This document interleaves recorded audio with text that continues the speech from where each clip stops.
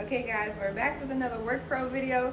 As I mentioned in my past couple videos, they did send me a rolling tool cart, so let's get her put together.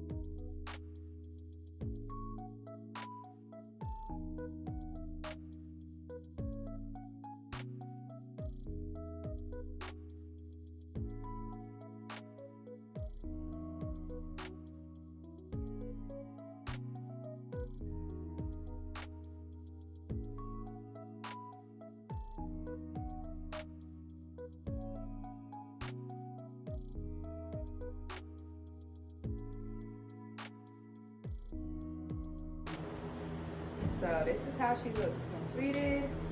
You got your two drawers. The drawers do lock, so we got us a key.